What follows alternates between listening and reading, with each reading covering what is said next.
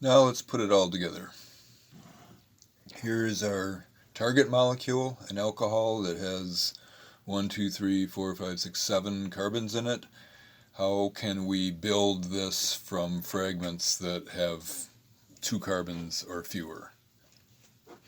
So we start by thinking backwards, and we can start out by saying here's an alpha carbon, and we're going to make this alcohol by a Grignard reaction, and we're going to make a new bond, either bond A, between breaking it apart between the alpha and the beta, or bond B by breaking it apart between the alpha and the beta. So let's start out with A.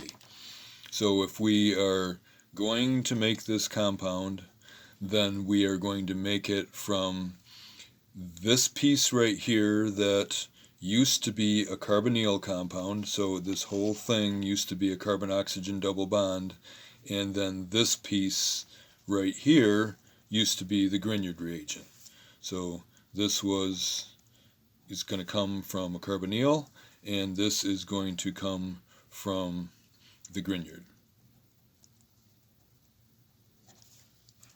It doesn't matter which one we put before the arrow and which one we put over the arrow. I usually put the biggest part of it. If there's 2 different sizes, I put the biggest one at the base of the arrow, and that's just a personal preference. So what is this piece going to look like? So this used to be an aldehyde here. Used to have the chain ended with this carbon, there was a double bond there, and then we reacted it with a 2-carbon Grignard. Ethyl, magnesium, whatever, we'll call it bromide. And then to complete the reaction, we always add H3O after it.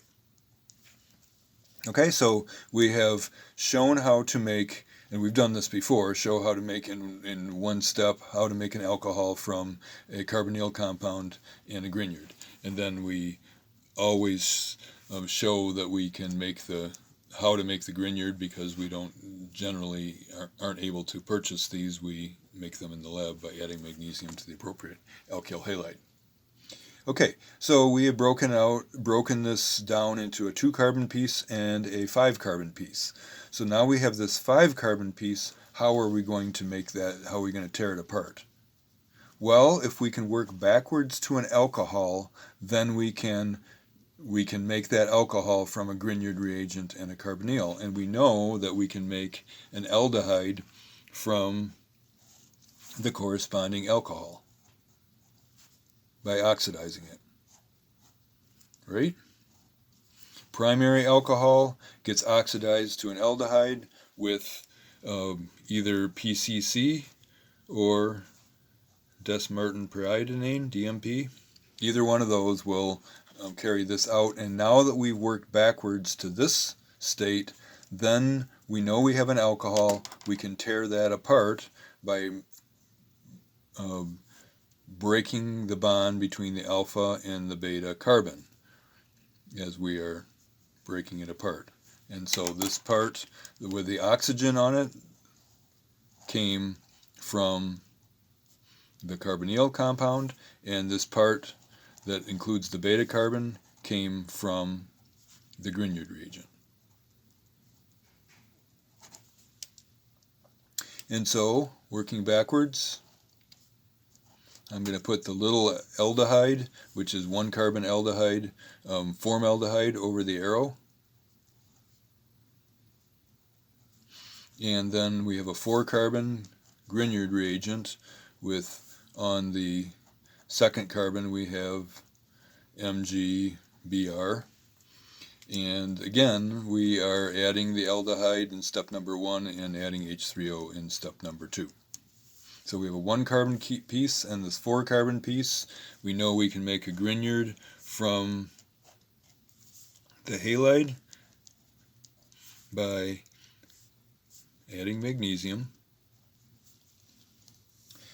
And then we want to go back further.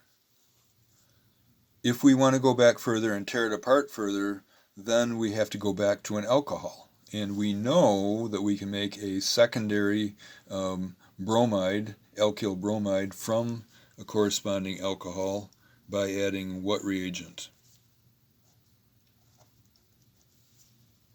Remember? PBr3. Now we have an alcohol, we can rip that apart, and here's the alpha carbon, there's a beta carbon here, and there's a beta carbon there. If we break it apart here, we break it into a piece that 1 carbon Grignard and a 3 carbon aldehyde. If we break it here, then we break it into 2 and 2, and our goal was to get to pieces that are 2 carbons or fewer, and so let's do that. So again, circling the 2 parts here, this was from the carbonyl compound. This CO single bond used to be a CO double bond, and then this was from the Grignard.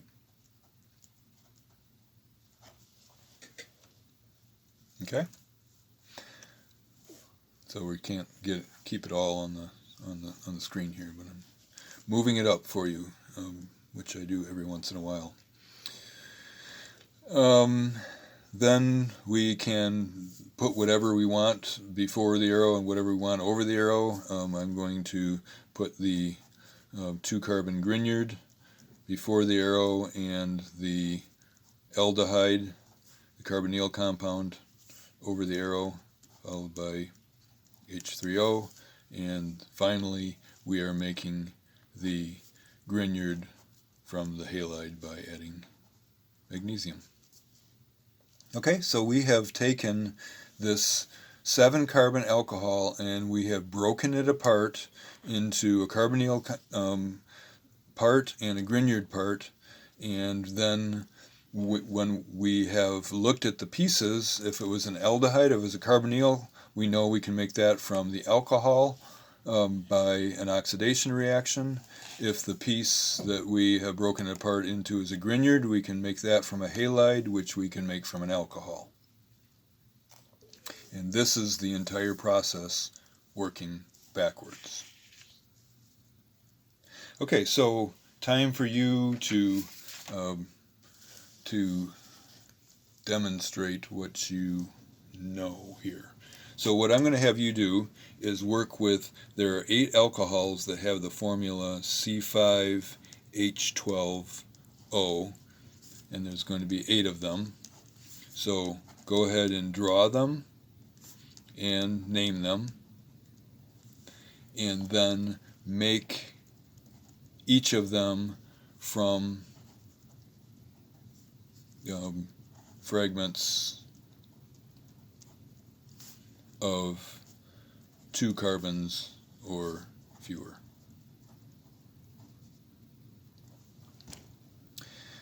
When you get done with that, I'll have a key that you can look at and check your work, and then the next step will be I'll give you a set of compounds that aren't all alcohols, but they're different functional groups, and have you work backwards to an alcohol. Say you start out with a carboxylic acid, you can make that from an alcohol, and then start working backwards in your Grignard synthesis.